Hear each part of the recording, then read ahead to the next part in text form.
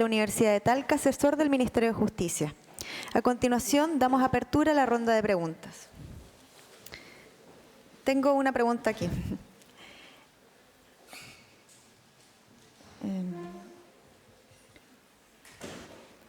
Participación de operadores en esta fase prelegislativa del proyecto.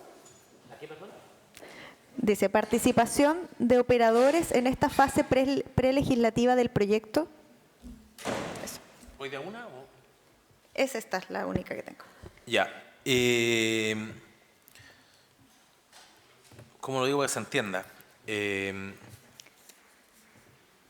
Nosotros en estos 10 años hemos logrado, y yo diría un poco antes, hemos logrado generar bastante masa crítica, y buena parte de esa masa crítica interesante está relativamente documentada. El caso de ustedes, por ejemplo, es palpable, es más allá de la experiencia personal, además de quienes estábamos involucrados en la gestión de la iniciativa. Ahora, la perspectiva que se desarrolla en muchos de los trabajos es parte de bases conceptuales muy distintas.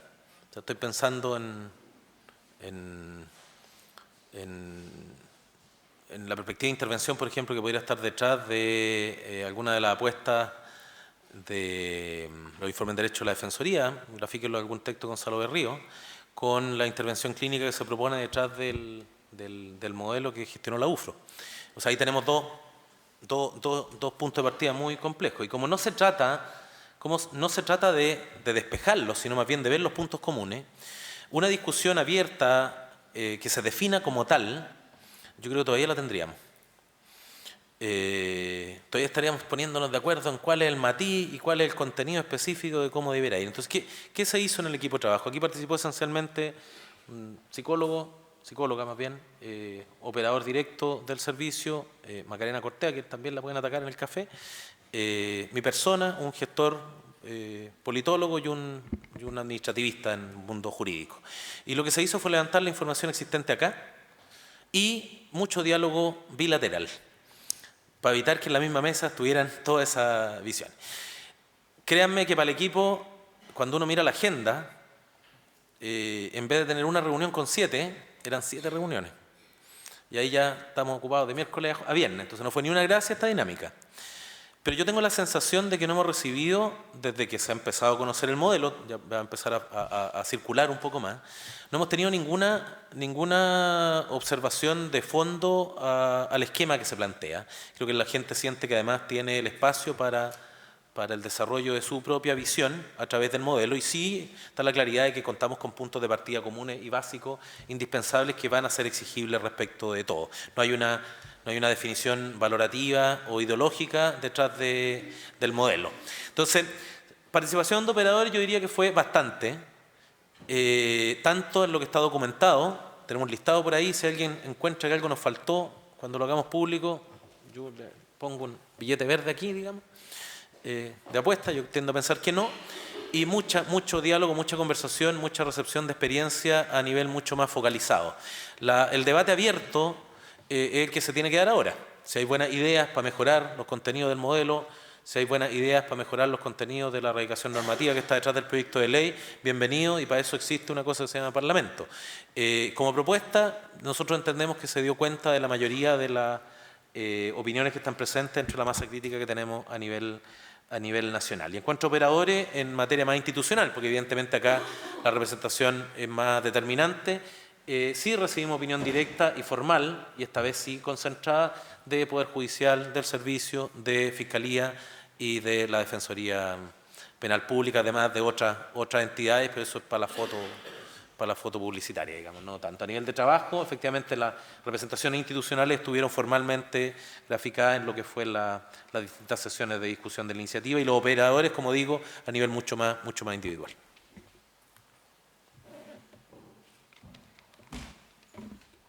Bueno, en honor al tiempo, no haremos más preguntas y agradecemos la respuesta y la intervención del señor Francisco Maldonado.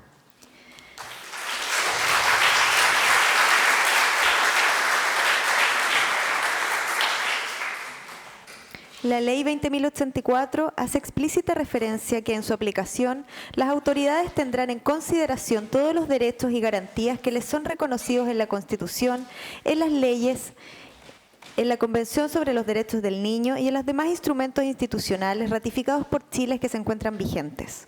A continuación, daremos inicio al primer panel del seminario que se denomina Complementariedad para la Inclusión Social. Contextualiza y modera el panel el señor Jaime Muñoz, psicólogo de la Dirección Técnica de Fundación Tierra de Esperanza, quien explicará la metodología de las exposiciones. Agradecemos la participación de los expertos que hoy nos acompañan y les invitamos a tomar ubicación.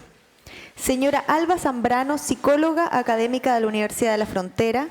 Señorita Margarita Geldres, directora del Colegio El Renoval para jóvenes del Centro de Internación Provisoria y Régimen Cerrado de Coronel, cuyo sostenedor es Fundación Tierra de Esperanza.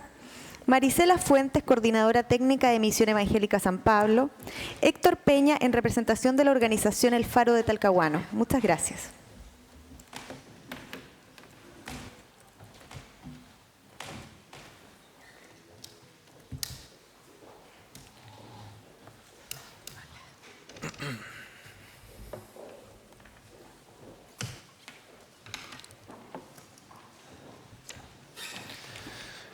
Muy buenos días. Mi nombre es Jaime Muñoz y voy a estar a cargo de moderar este panel. Agradezco a los expertos que hoy día nos acompañan, ¿cierto?, para poder favorecer una interesante reflexión respecto del tema de complementariedad. No sé si puedes proyectar, Jorge. Gracias. La metodología de panel va a ser la siguiente. Yo voy a abrir en alrededor de 5 minutos con algunos elementos generales. Luego cada uno de los expertos que nos acompañan va a compartir una reflexión en base a 2 preguntas.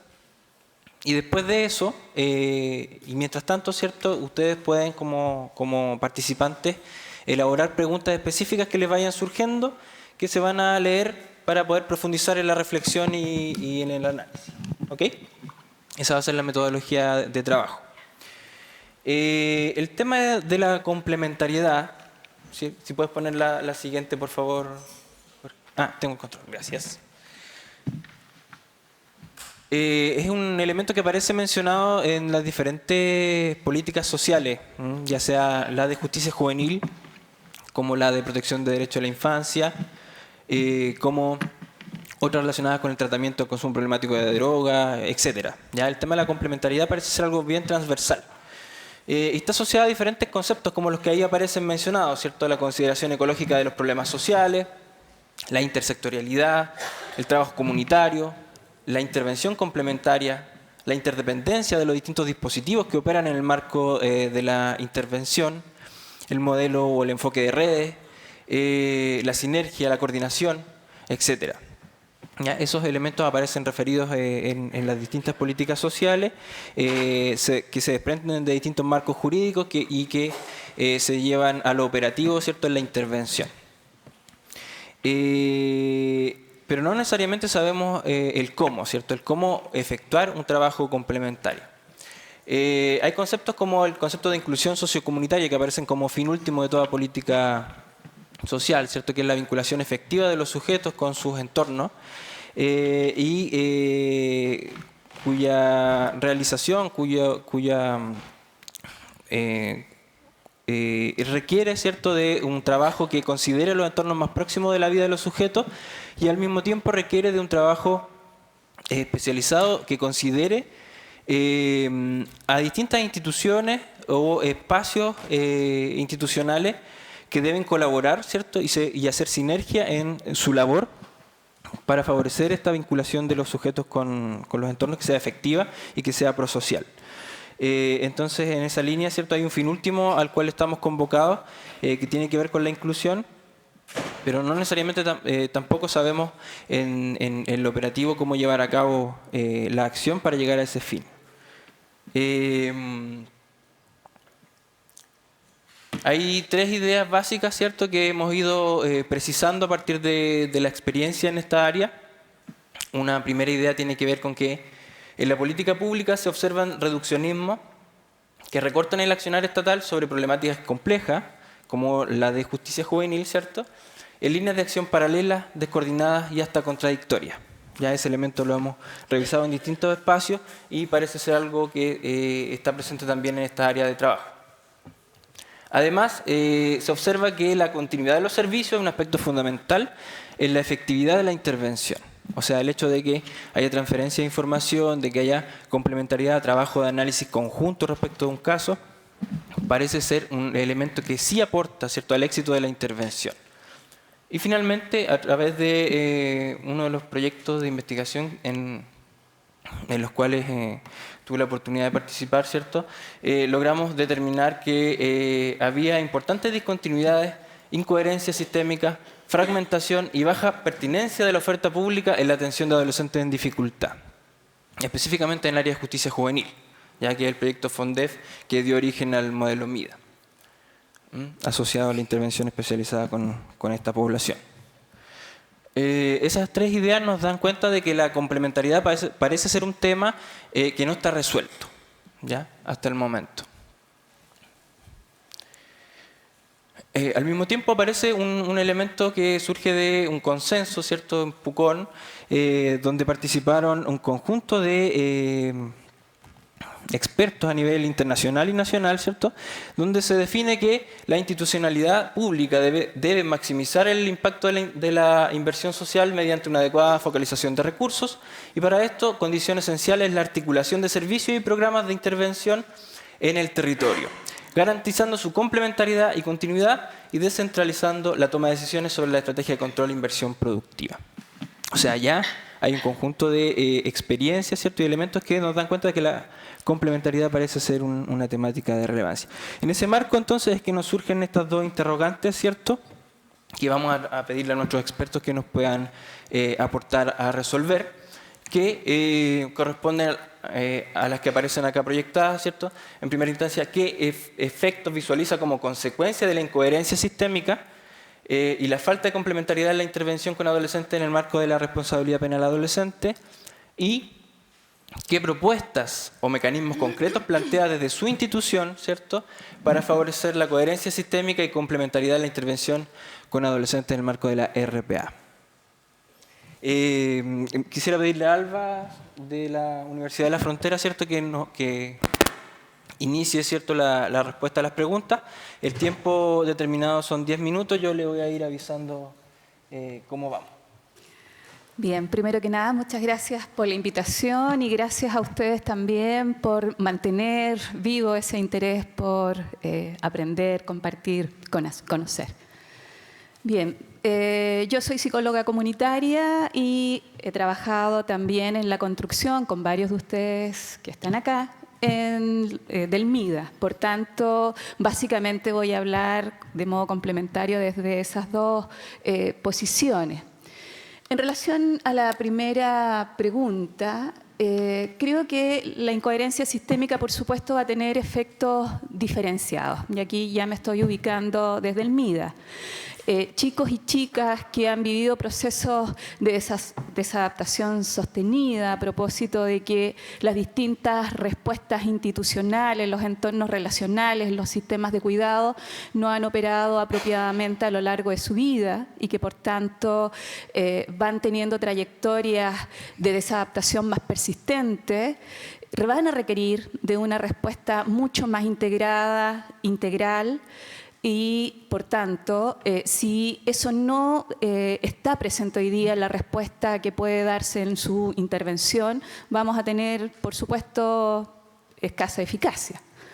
En tanto, si estamos trabajando con chicos y chicas que están teniendo comportamiento desadaptativo, básicamente por temas de la etapa evolutiva, probablemente los efectos van a ser menores porque normalmente ellos van a contar con una red de apoyo que va a ayudar a sostener esa situación, ¿sí? Entonces, primero hacer esa necesaria distinción. Y luego quiero entonces profundizar sobre eso. Y en relación al equipo también, porque una cuestión es cuán efectivos o no somos respecto de los muchachos, pero también qué nos pasa a nosotros y nuestra propia capacidad de atender apropiadamente a los muchachos. En la medida que no hacemos un trabajo coherente, si no hay una comunidad de sentido respecto de lo que estamos haciendo, las posibilidades del desgaste, de perder el compromiso con la temática y la posibilidad de hacer una buena labor también se van a ver limitadas, ¿ya? Eso en relación entonces como a los efectos más generales. Concuerdo con lo planteado tanto por Pedro y Francisco. Acá, cuando nos detenemos en aquellos chicos que requieren una intervención de mayor profundidad, que son finalmente de quienes debiéramos preocuparnos, los chicos que presentan comportamientos disruptivos momentáneos propios de la adolescencia, no requieren una respuesta desde el sistema judicial. Y si la tienen, por supuesto, estamos pensando en una respuesta mínima, ¿ya? Por tanto, donde tenemos que detenernos en este grupo de chicos que tiende a ser minoritario, pero al mismo tiempo es el grupo que presenta mayor complejidad. Porque con lo que estamos intentando trabajar, en el fondo, son con las contradicciones del sistema. Es una familia que no ha contado con una red apropiada de apoyo, ¿no es cierto? Normalmente le atribuimos a la familia un conjunto de responsabilidades cuando el sistema de cuidado tiene que estar necesariamente distribuido en las distintas instancias a quienes les corresponde resguardar y otorgar oportunidades para que los derechos de la infancia y las posibilidades de desarrollo se den. Entonces, si entendemos que hay una familia que no ha logrado responder apropiadamente a los cuidados, una escuela que no es capaz también de atender apropiadamente a las necesidades del desarrollo y acoger apropiadamente a los chicos en su diferencia, claramente vamos a tener un conjunto de vacíos que se van a ir sumando a través del tiempo. Por tanto, cuando hablamos de reinserción social, y eso lo hemos conversado en otras instancias, ¿no es cierto? Creo que estamos haciendo un uso inadecuado del concepto. ¿Reinsertarse a qué? Cuando la trayectoria de vida ha implicado una exclusión permanente de los sistemas convencionales. Y los chicos han tenido que generar un conjunto de mecanismos para sobrevivir en entornos que no siempre facilitan el desarrollo. Entonces, cuando tenemos ese estado de situación, por supuesto la tarea de inclusión y no de reinserción es la que debiéramos resolver. Y trabajar en torno a la inclusión siempre va a suponer varios niveles de trabajo. Por un lado, por supuesto, resolver vacíos concretos, habilidades sociales, aspectos cognitivos, desarrollo moral, etcétera, que desde un enfoque más socioeducativo, sin lugar a duda, lo vamos a poder hacer y probablemente con mucho desde el aporte del propio equipo. Pero cuando estamos intentando resolver el acceso a un conjunto de oportunidades para cursar una vida digna, necesariamente necesitamos articular un conjunto de recursos que están normalmente dispersos. Y no solo para los temas de infracción de ley. Yo creo que cuando trabajamos en el ámbito de justicia juvenil, estamos trabajando en el momento más crítico, pero no es sino reflejo de lo que pasa respecto de otros temas, en salud mental, por ejemplo, en trastornos más severos, cuando estamos con los adultos mayores, nos encontramos con situaciones relativamente similares. Entonces, la necesidad de articular una oferta coherente, tal como ya lo señalaba Francisco, va a suponer esfuerzo en varios niveles. Por un lado, una formación especializada de los equipos, que tengan esta visión ecosistema, que sean capaces de dialogar culturalmente con cada una de esas políticas, porque cada programa, cada dependencia del Estado tiene una cultura particular y por tanto necesitamos a profesionales que sepan dialogar en esos distintos mundos.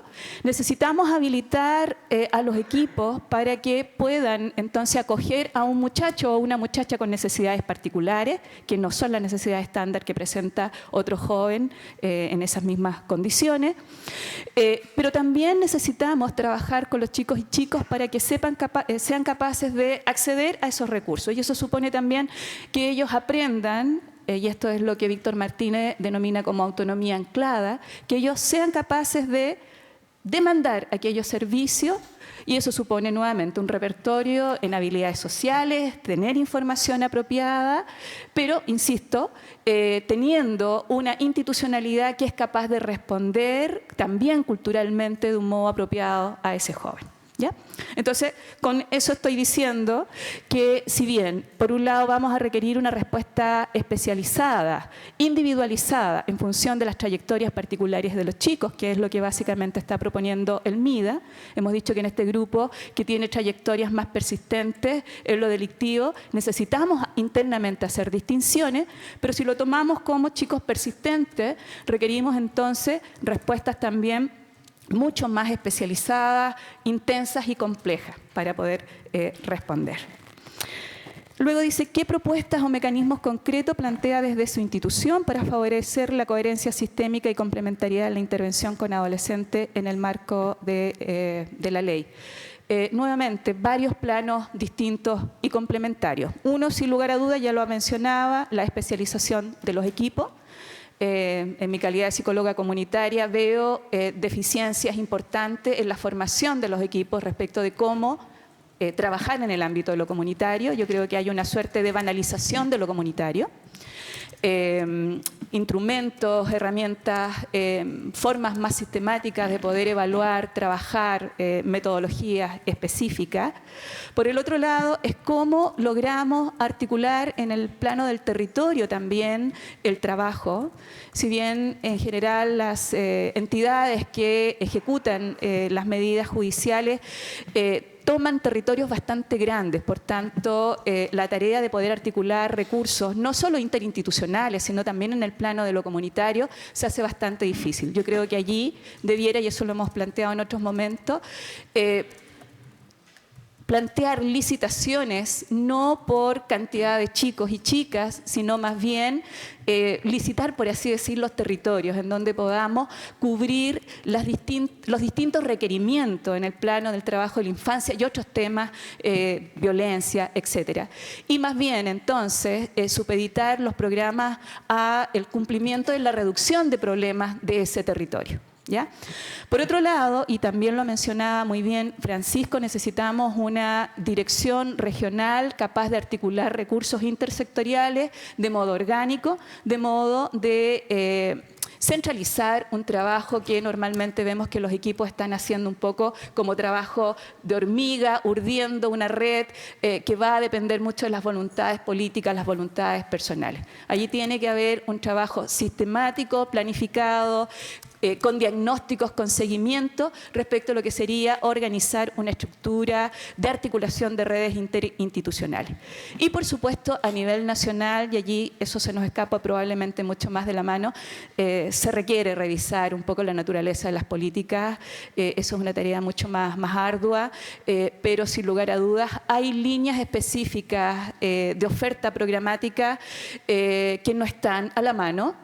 Y claramente los equipos plantean ámbitos muy concretos, como por ejemplo el de la salud mental, por ejemplo el tratamiento de drogas, que si bien hoy día existe, sigue siendo insuficiente. La educación tal cual está planteada en el sistema habitual o en el sistema alternativo todavía no logra resolver. En el plano de la capacitación también hay toda una etapa previa de apresto laboral, de trabajo en torno a habilidades blandas que no está resuelto. ¿Ok? Listo. No he sido tal vez muy ordenada, pero lo que he tratado de señalar es la necesidad primero de la diferenciación, luego la necesidad de un trabajo a nivel de territorio y luego una necesidad también de trabajo a nivel regional y nacional de articulación de la política pública en los niveles de toma de decisiones, especialización de los equipos y por supuesto eso cruzado por metodologías rigurosas y que en el caso específico de chicos que tengan delincuencia persistente van a requerir nuevamente urdir una red, teniendo todo este telón de fondo bien organizado, urdir una red específica en función de las necesidades y particularidades de cada uno de ellos. Muchas gracias, Alba. Le damos un aplauso, por favor. Recuerden ir anotando sus preguntas para después efectuarlas a Alba y a los demás expertos. Ahora le vamos a pedir a Margarita Geldres que por favor en 10 minutos pueda dar respuesta a las preguntas planteadas. Ella es directora del Colegio Renoval de Fundación Tierra Esperanza, ¿cierto? Que está ubicado y opera dentro del CIP-CRC Coronel. Bien, tenía un apoyo, no sé si lo podemos acceder. Por favor. presentación.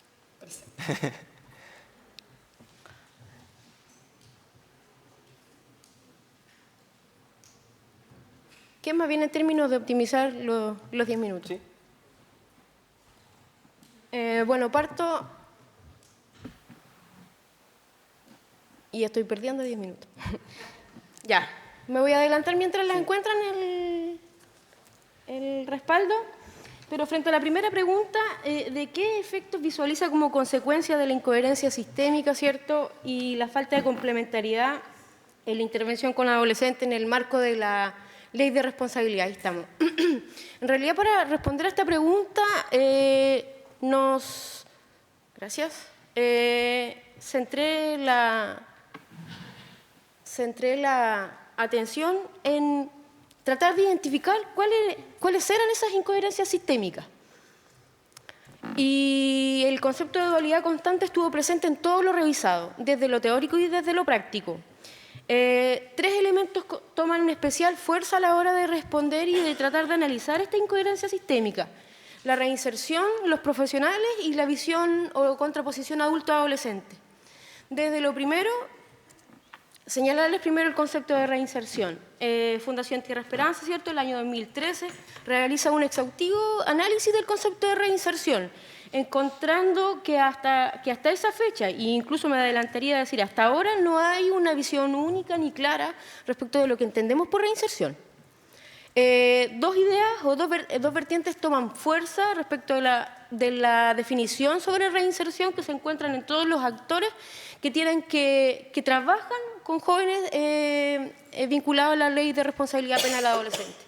Y de ellos, 2 fuerzas destacan: el constructo ideacional neutral, es decir, una visión sobre la reinserción o sobre los sujetos de atención que los considera primero que están en un estado de inclusión, que desde niños forman parte de una sociedad y que producto de una conducta infractora se excluyen. Una exclusión entonces que momentáneamente los aparta de la sociedad, y en este proceso de intervención lo que tratamos de hacer entonces es de incorporarlos, y la incorporación definitiva pasa a ser cuando la conducta infractora se elimina.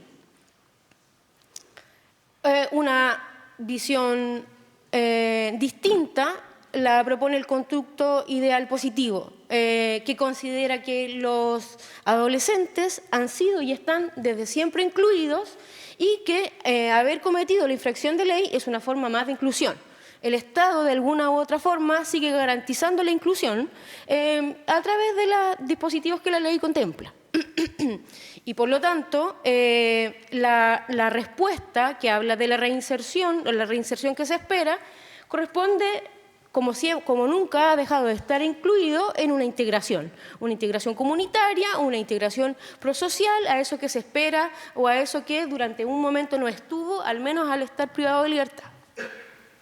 ¿Qué concluimos? Ambas lógicas presentes en las distintas esferas de intervención, en adentro y afuera, bajo la lógica de la ley de responsabilidad penal del adolescente, generan discursos, estrategias, prácticas, percepciones diversas, no necesariamente espontáneas, o sea que no necesariamente espontáneas o de forma espontánea se complementan. Si hacemos esta revisión y lo extrapolamos hacia el sistema educativo, vemos que el constructo ideacional neutral tiene una lógica de la inclusión y hacia la expulsión. La comisión del delito se traduce también en la trayectoria vital en una expulsión desde la escuela.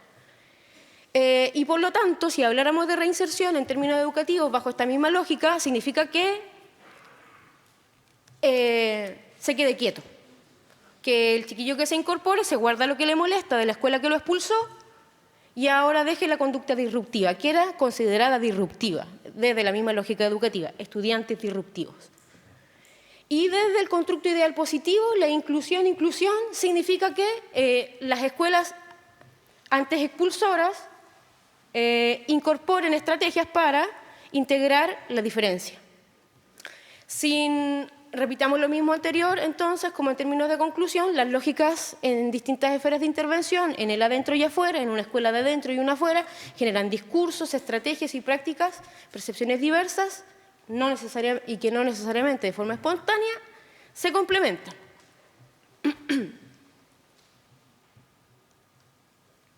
¿qué consecuencias vemos desde el mundo educativo? Que puede ser extrapolable hacia otras especificidades.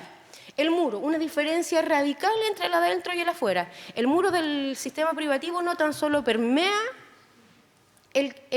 no tan solo separa, sino que no permea lo que pasa adentro y una afuera.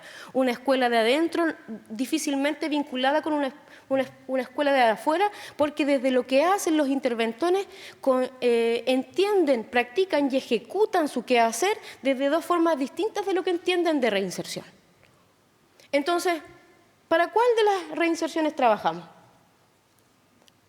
¿Nivelamos competencias o potenciamos competencias? ¿Trabajamos por una escuela que pretende que el estudiante aprenda a comportarse en una escuela, o diseñamos escuelas o trabajamos para diseñar escuelas que atiendan a la especificidad? ¿Qué hacemos en un sistema de trabajo educativo? ¿Reparamos o preparamos? ¿Reparamos lo que la escuela no fue capaz de entregar o preparamos para insertarse en una escuela normal? ¿Dónde se focalizan entonces los sujetos? O sea, los esfuerzos, ¿en el sujeto mismo o en la escuela que los va a recibir? ¿A dónde va orientada nuestra intervención entonces? ¿Les enseñamos a incorporarse a las escuelas que lo alejaron o les enseñamos a las escuelas a incluirlos? 4 minutos. 4. Bien, me voy a detener un momento en la lógica de los profesionales, porque desde esta óptica los profesionales también se encuentran deambulando en el quehacer. Partimos desde la lógica positiva, entendiendo de que cada profesional hace lo que mejor estima conveniente. Y esa forma de mejor estimar conveniente ha significado que cada uno adopte como lo propio, como una forma válida, y caiga en considerar que lo propio es lo mejor. Eso significa que en el hacer de cada profesional, en cada paradigma, hay herramientas, enfoques que definen el quehacer cotidiano y que han ido definiendo este estilo propio, ¿cierto? Como lo define Pérez en el quehacer de cada cual. Ahora, este estilo propio no tiene diferenciación, como lo hace la profesora, sino que es para todos lo mismo, de la misma forma, en los mismos tiempos. La especialización no está dada por las características del sujeto, sino que la especialización está dada por el enfoque que cada profesional cree y considera que es el mejor para atender.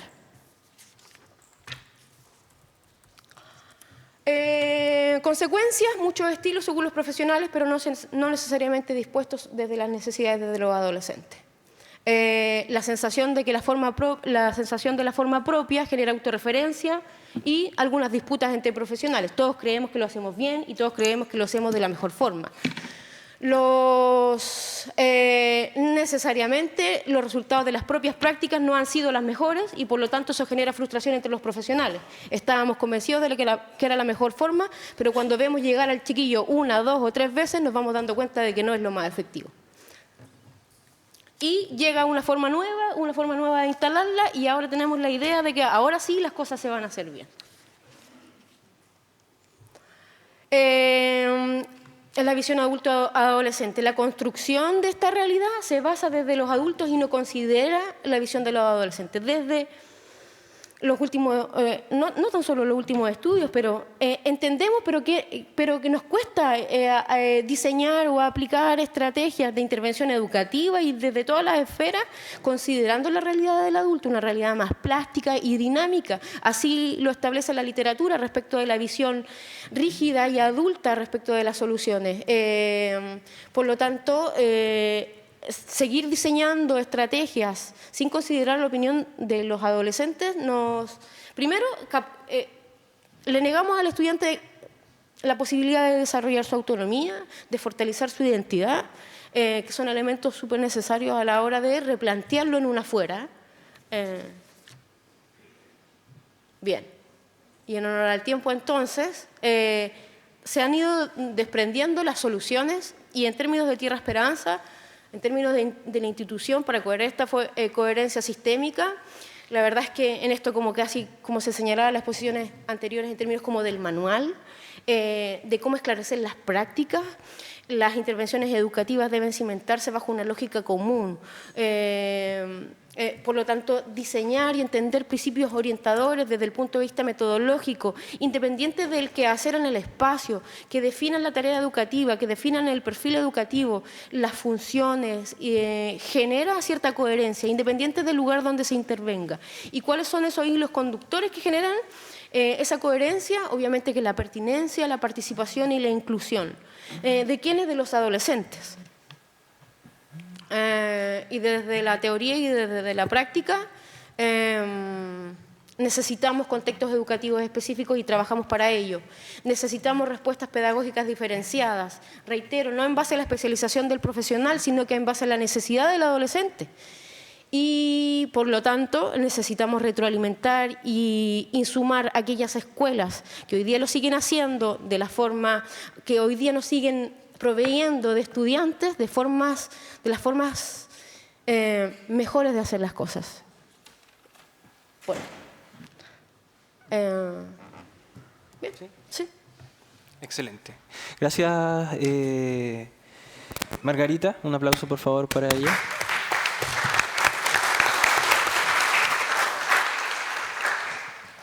Ahora le vamos a pedir a Marisela Fuentes, coordinadora técnica de la Misión Evangélica San Pablo, que subió acompañada de Marco Durán, que es director de la corporación, para apoyarla un poquito porque está un poco difónica, ¿cierto? Le cuesta un poquito hablar.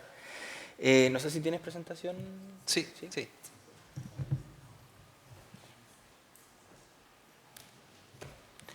Entonces tienen 10 minutos para poder responder a las preguntas.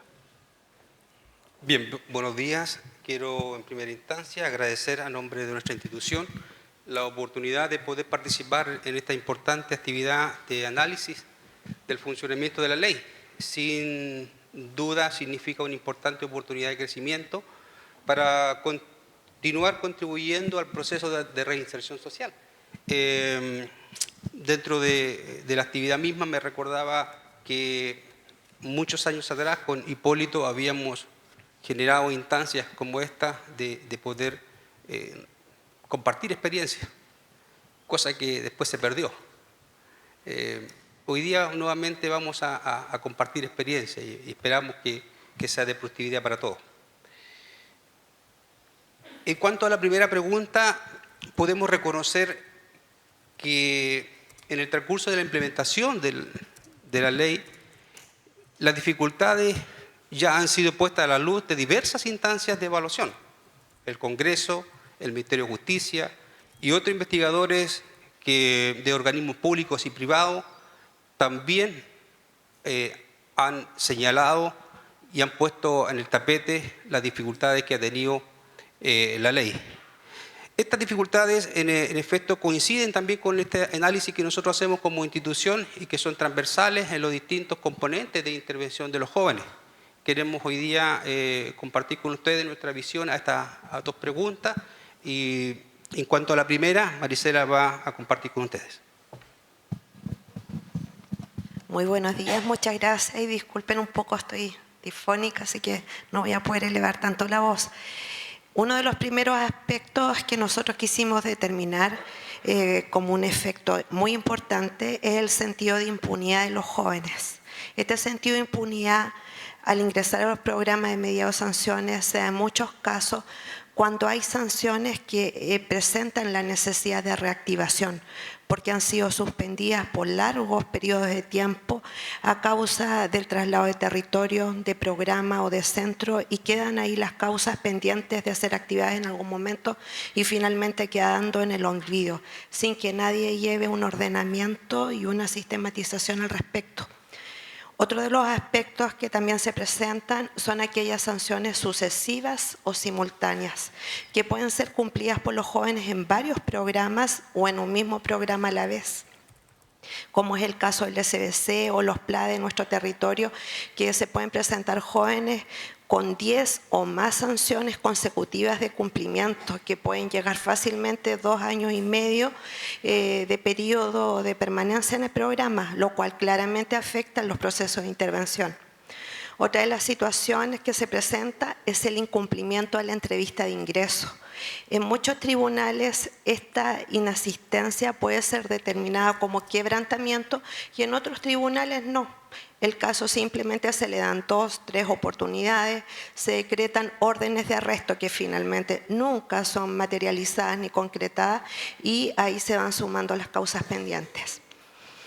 También se presentan distintos criterios para la flexibilización de asistencia de los jóvenes a los programas en que no están establecidos y muchos de los jóvenes nuestros por razones personales como la inserción laboral y que están contribuyendo, ¿cierto?, a su reinserción no pueden asistir en forma regular.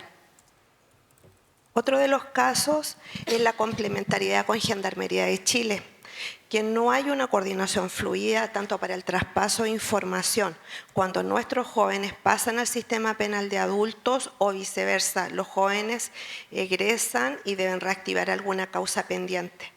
Esto es una complejidad para nosotros no solo en términos prácticos, sino también con miras a interrumpir la fragmentación de la información, porque finalmente una instancia posee un tipo de información privilegiada y otro no.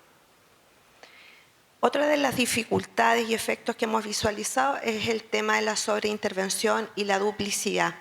Simultáneamente un joven puede estar en uno o más programas. Cuando se trata de duplicidad, en el caso de las sanciones de PLA-IPLE, esto se agudiza porque ambas sanciones son de una misma naturaleza. Lo que las diferencia en los planes de intervención individual son las características de los jóvenes, los tiempos de duración de la sanción, etc. Por lo tanto, ahí también observamos este sistema complejo de intervenir paralelamente ambas sanciones. También se presentan dificultades por ingresar a un joven y lo nocivo que es ingresarlo reiteradamente a una misma sanción, que finalmente los efectos que se quiere producir en el proceso no son los que estaban esperados.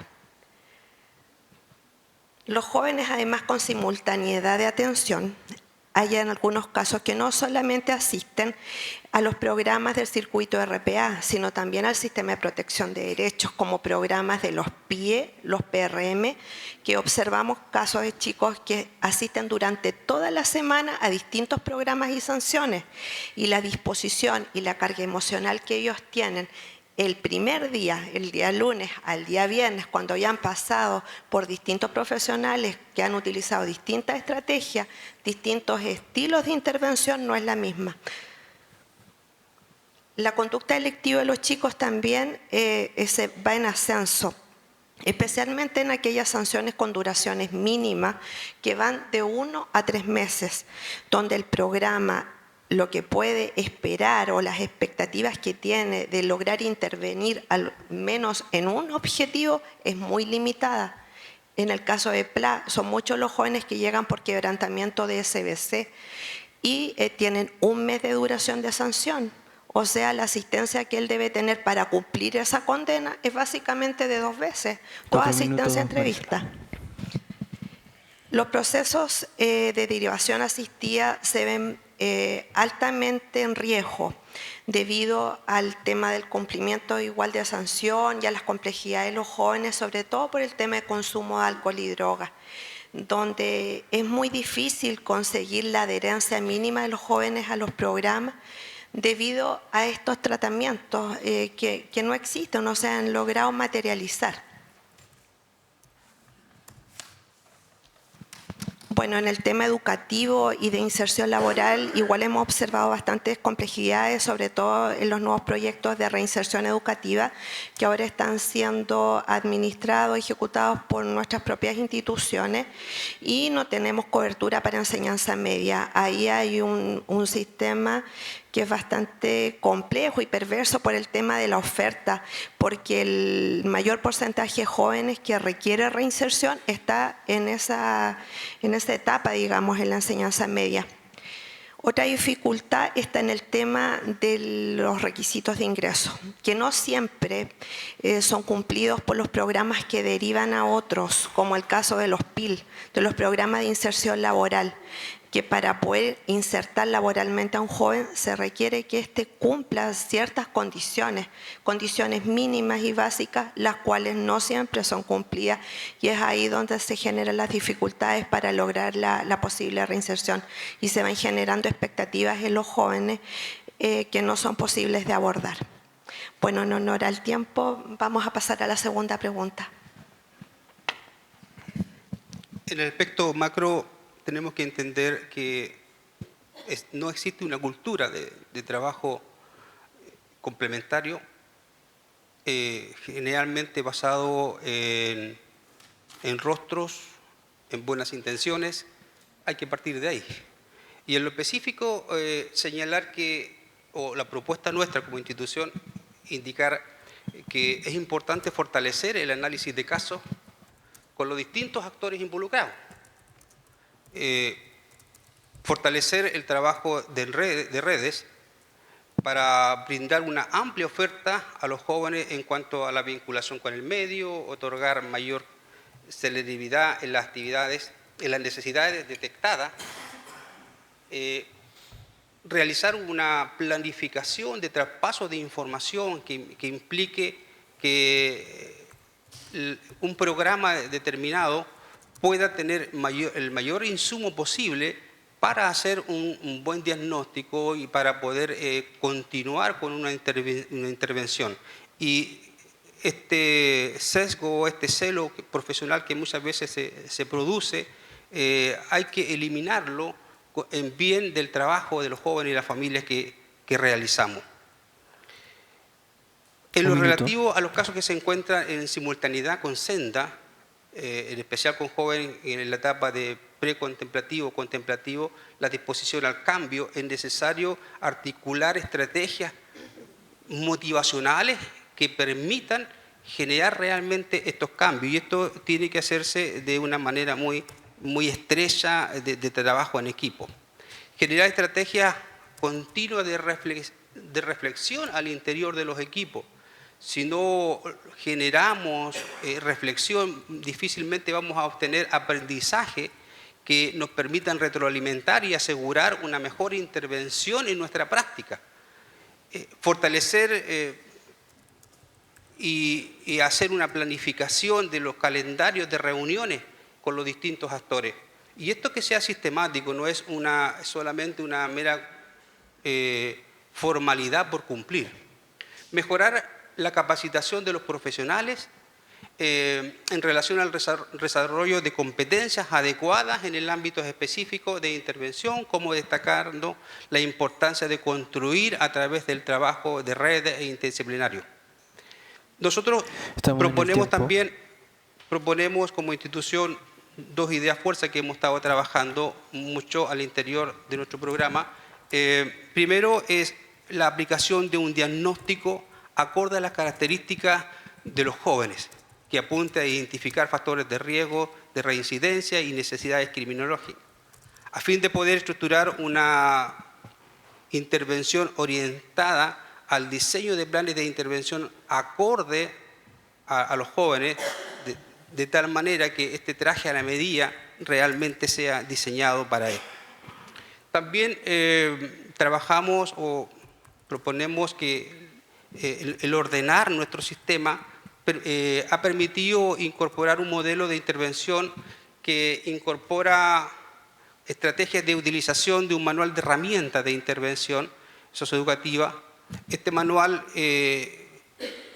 da respuesta a las 5 áreas de trabajo, sea con familia, sea con salud, sea especialización en el control de violencia, capacitación e inserción laboral, y reinserción y permanencia en el sistema educativo. Este manual da respuesta con 25 módulos y 143 sesiones que al realizarla semanalmente tendríamos una batería para trabajar durante 3 años con el joven. Todo esto implicaría que el trabajo complementario que queramos hacer con otras instituciones sea más ordenado. y que permita realmente compartir tanto la experiencia como el trabajo realizado para esta sobreintervención que tenemos con nuestros jóvenes en con los distintos elementos, pero vamos a crear esta cultura en la medida que haya en nosotros una disposición, una humildad en compartir nuestras experiencias. Marco, termino del trabajo complementario. Cuando uno trabaja dentro de una localidad y tiene que trabajar con los municipios, contar la experiencia que hasta los propios municipios tenemos este rechazo, hasta de nuestros propios vecinos tenemos de nuestro rechazo, y contra eso tenemos que sobreponernos. Hoy día nosotros nos vemos involucrados en que la comunidad nos expulsa, no quiere tener nuestros locales instalados, nuestras casas cerca de la suya. Y esa es una problemática que nos vemos enfrentados y al día a día. Y bien se decía la ponencia de Francisco en el sentido de que con todo esto tenemos que sacar adelante un plan de intervención, y con todo esto tenemos que sacar adelante una idea de Estado que nos delega la tarea de trabajar con jóvenes infractores de ley. Así que agradezco esta oportunidad y gracias. Muchas gracias. Un aplauso, por favor.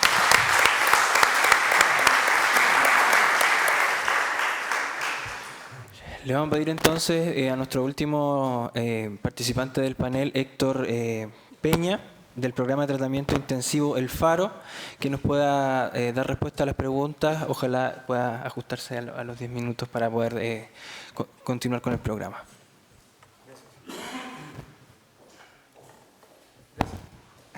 ¿Se escucha? Sí.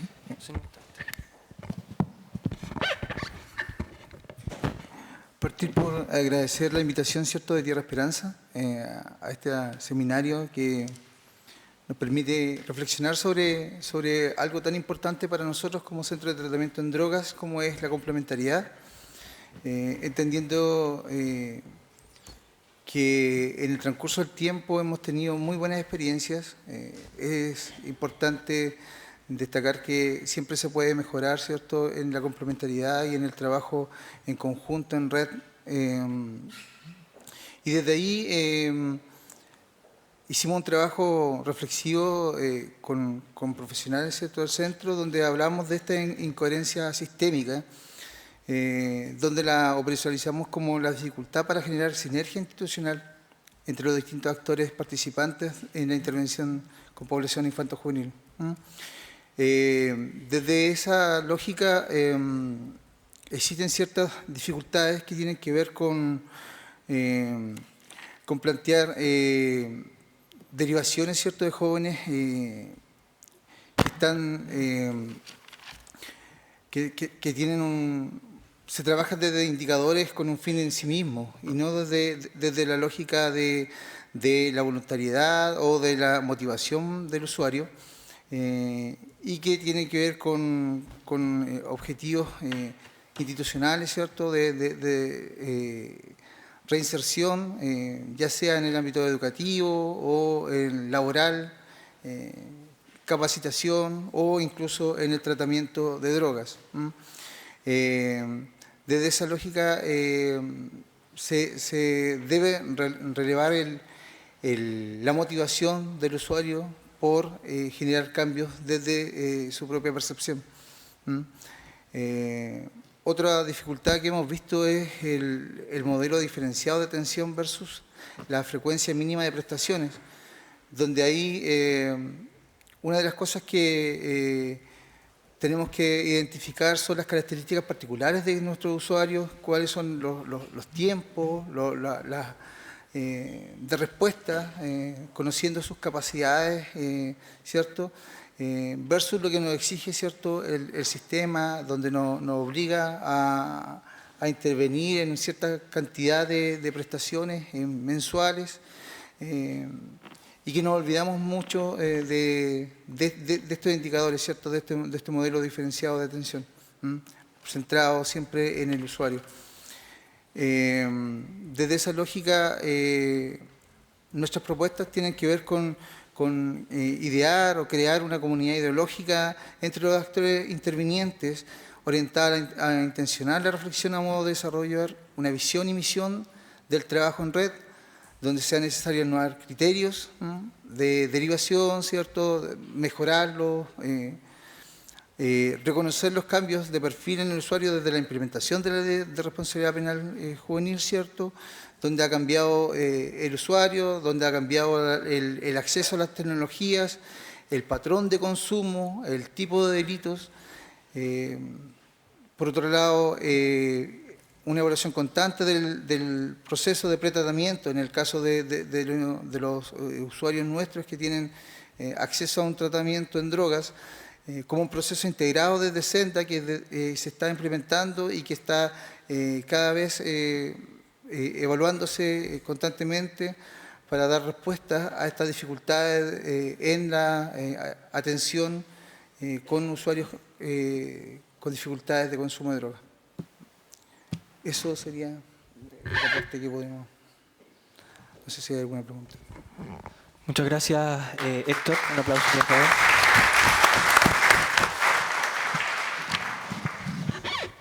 La idea ahora es poder recoger las preguntas que ustedes han ido redactando.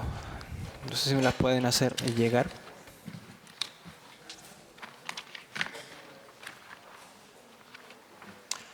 Por allá creo que hay una.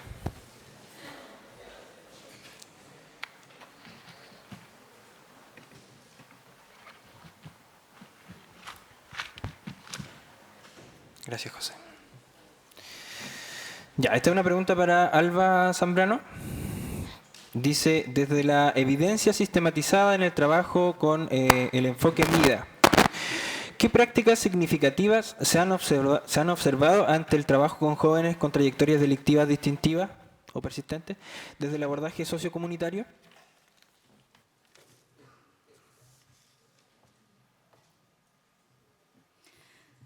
A ver, yo destacaría el trabajo que Fundación ha estado haciendo, particularmente algunos programas en que han estado más dispuestos, disponibles a reforzar el trabajo en red y el trabajo territorial.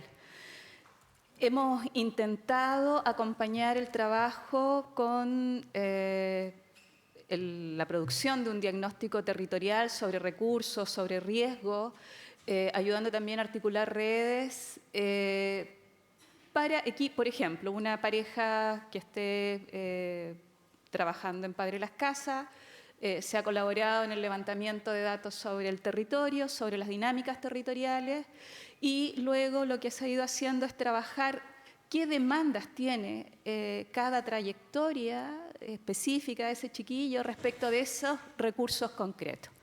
Y en paralelo, por supuesto, trabajando con las direcciones de los establecimientos, la construcción de redes más estables también a nivel de ese territorio o a nivel intersectorial.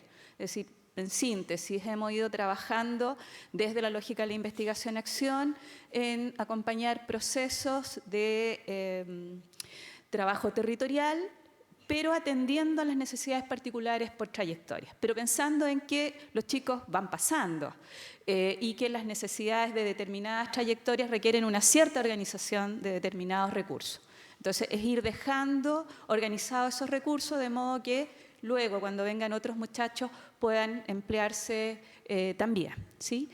Eso básicamente es un trabajo que ha pasado por la voluntad política de los programas, que nos enfrenta, a pesar de que Fundación tiende a tener una mayor permanencia del personal respecto de otros programas, pero igual tenemos la situación de que mucho del personal que ingresa no siempre tiene formación en el MIDA, no siempre también hay comprensión de lo comunitario.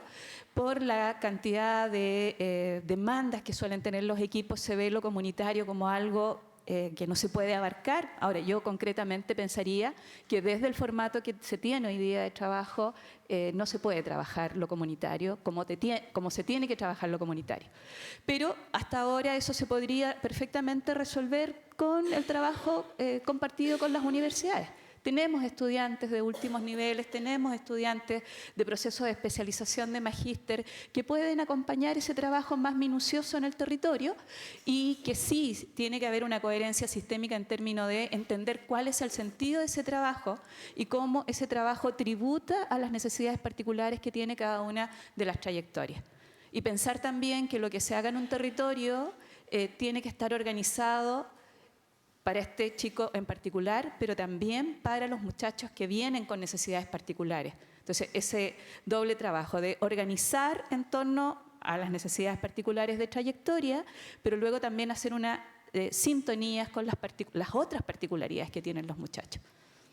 Eso podría ser en torno a la evidencia. Yo creo que llevamos como unos 5 años más o menos trabajando en varios programas. Lo otro es que hemos ido adaptando algunos instrumentos, también la Fundación lo ha estado haciendo, recursos que les permita hacer más asible al profesional cómo entender lo comunitario, cómo trabajarlo y también cómo irlo evaluando. Entonces hemos tratado de reducir complejidad, pero también profundizando en el valor socioeducativo de lo comunitario, no entender lo comunitario solo como el territorio o ese trabajo amplio, ese trabajo a veces tan largo, sino también como la propia percepción que tiene el chiquillo del territorio, de lo que pasa en su comunidad, de las trayectorias que a veces los conectan más con el riesgo, cómo sobre esa percepción también puedo ir trabajando. Y para eso los instrumentos son una suerte de mediador.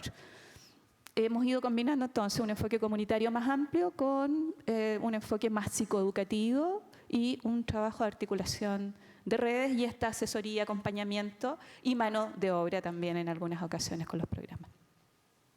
Gracias, Alba. ¿Más preguntas? ¿Alguna otra pregunta del público? ¿No? Yo solamente quería plantear una... en función también de aprovechar, ¿cierto?, la presencia de los expertos acá, que dice relación, y se la voy a preguntar a Margarita, ¿cierto?, que daba cuenta como de esta alteridad, de esta diferencia que hay en la comprensión desde los diferentes actores que operan en el sistema y que están llamados a colaborar, ¿cierto?, en una misma dirección. Entonces, ¿cómo podemos resolver esa alteridad, esa diferencia, ¿cierto?, en la articulación de estos distintos actores que separan desde distintos paradigmas, desde distintos marcos jurídicos y desde distintas herramientas prácticas para trabajar con una misma persona, con un mismo chiquillo? Si fuese tan fácil la respuesta, yo creo que varios problemas se hubiesen solucionado. Yo no... Y indico con mis observaciones que deba existir una única forma de hacer las cosas, sino que aquellas que se hagan respondan a la misma línea, respondan a la misma coherencia. Reitero que el proceso de intervención y los pasos que se definen en el mismo, desde el ingreso hasta el seguimiento final, deben estar orientados en base a las necesidades detectadas, hacia la especialización de las necesidades del adolescente y hacia el bien superior. Eso que se define desde el espíritu de la ley, como se señala, a veces se pierde en el proceso mismo. Y por tanto, identificar algunas líneas fuerza que estén presentes a lo largo de todo el proceso contribuiría mejor a entender esa lógica. ¿Sí? Sí. Es que yo creo que el concepto de inclusión resuelve esa dualidad, porque el proceso de inclusión no supone solo cambio en el sujeto o solo cambio en el sistema, supone ambas cuestiones.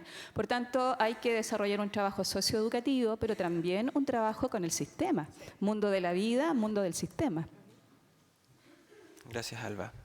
Súper. Y otra pregunta que también me surgió, yo no venía preparado para esto, por si acaso ustedes no querían preguntar, es para el compañero que viene de la modalidad de tratamiento, ¿cierto?, del consumo problemático de drogas, y dice relación con una ley, ¿cierto?, un marco jurídico que también regula la confidencialidad de la información del paciente, ¿cierto? Y cómo eso en muchos casos se utiliza como elemento que no favorece la transversalidad de la información y el conocimiento de los mismos datos para realizar un proceso de intervención complementario con un adolescente. Bueno, Desde la práctica, el trabajo de continuidad de cuidados se orienta a entregar los planes de intervención, donde se entrega a grosso modo la información relevante para que el usuario, desde un centro de tratamiento a otro que requiera mayor especialización, mantenga un cierto conocimiento de las necesidades, ¿cierto?, y de la problemática en sí del joven. Sin embargo, efectivamente, cuando esa información es requerida por otros actores, se requiere una autorización, ¿cierto?, del tribunal, ¿cierto?, para acceder a esta información. ¿No?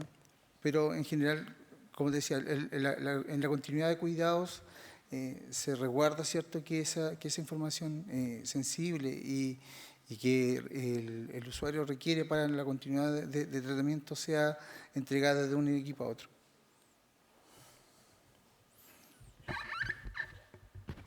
En honor al tiempo, y si no hay más preguntas del público, ¿cierto? Dejamos hasta acá este panel. Un aplauso, por favor.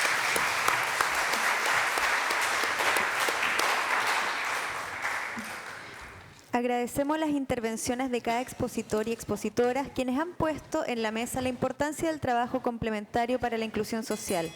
Ahora les invitamos a hacer una pausa a la jornada con un café de 20 minutos para retomar la segunda parte del seminario organizado por Fundación Tierra de Esperanza y el Poder Judicial.